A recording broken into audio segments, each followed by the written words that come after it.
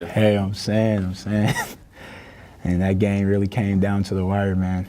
It was crazy. I don't know. Coach Farley said it was going to be a dogfight before we went out there.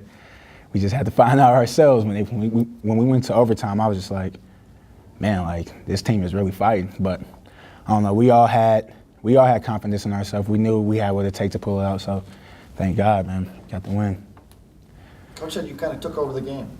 Yeah, I told him it was crazy, a funny moment, because before we went out as captains onto the field before overtime, I told Coach Farley, I said, Coach, if you put the game into our hands, I'm going to take it, But I meant the offense as a whole, but I said, if you put the game in my hands, we're going to take it. And he just gave me that nod. And when Eli made that check when we were down there, hey, he gave me opportunity. So that was a check to you. What kind of coverage did he see that made that route open? We saw Bandit. Yeah, they had their safeties pressed down over Jalen, and their corner was pressed down over me.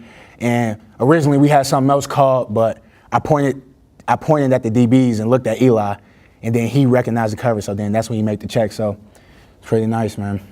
How much does it say about Eli gets off to kind of a slow start, but able to rebound? How much does that say about? And he could pose, man. We're always going to have confidence in Eli. We know what he can do. Like, the stuff they do as practice is just amazing. So, we were just trying to keep him up. We told him, just keep your head high. We're here for you. We had to push him. One of us slacking, one of us got to pick another one up. So we just told him, hey, man, we got you. We're still behind you all the way. Just relax. How much more kind of as a group did you guys take it upon yourself when Jalen goes down on the first play of the game?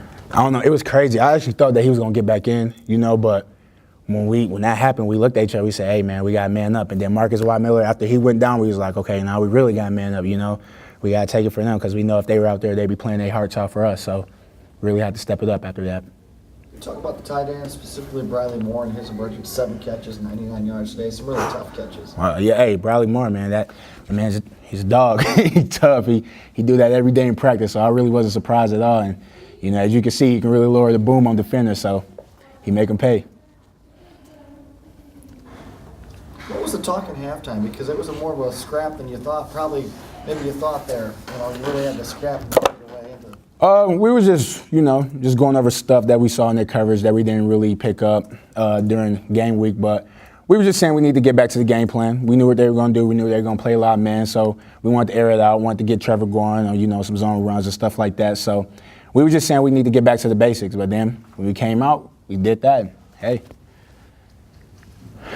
How important was it to gather yourself and win that in OT? Because a loss would have been really tough to take. Yeah, man. Coach Farley, literally this whole offseason, he's been showing us like old teams, like the old great teams that play here in UNI. And one thing they always had in common is that they always put it out the end, with whether it's overtime or in the fourth quarter or some big play. So he said this year, y'all guys are going to have to do that. So we knew that we was going to be in games like this. Hey, we probably going to be in more games like this down the road, but we just got to have the composure and the toughness to pull it out. So it was really important. Any other questions for Daurice?